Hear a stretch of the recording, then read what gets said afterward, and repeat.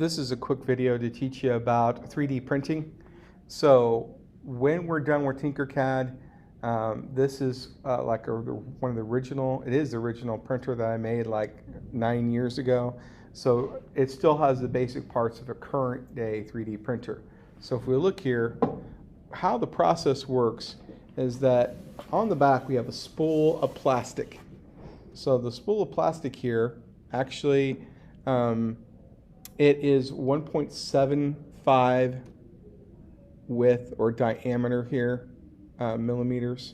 And what happens is it's sort of like fishing line, and it comes up through a motor that pushes it, the motor pushes it into a heat block or extruder.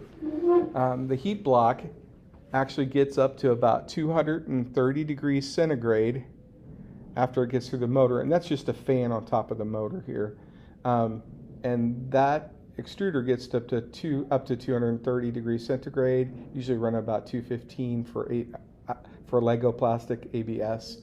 And then there's extruder, which is kind of a funnel, like taking icing in a cake and squeezing it down and drawing. Well, it's the same thing for a 3D printer. So it makes it really small, like 0.4 millimeters down to there, and it keeps layering it on the heated bed.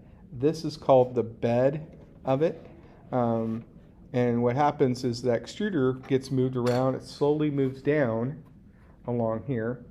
It moves up and down, and it moves back and forth. So it kind of has the same configuration you think about when we were talking about math class or coordinates, that up and down here, as it's moving around, that is going to be the z-axis, is up and down. If you're looking like, if you're on top of a piece of paper, that back and forth, this is the x-axis, and then moving it away and coming closer to you is the y-axis.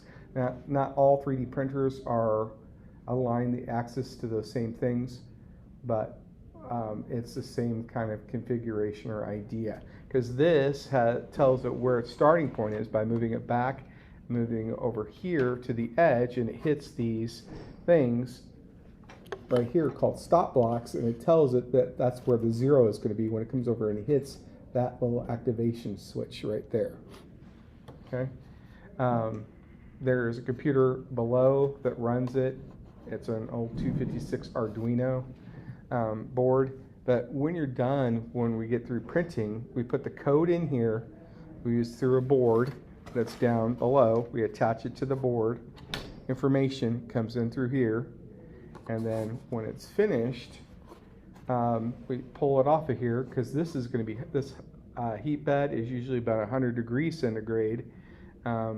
We have to let it cool down and pull the stuff off, and it builds up. So you guys will be doing like this keychain right here. Either it's going to be a raised letter, or it's going to be an indented letter keychain. And then, like, I printed out and made a small clamp for clamping together small items. So if I'm gluing something together small, I can clamp together so it holds it for me. I made a simple whistle.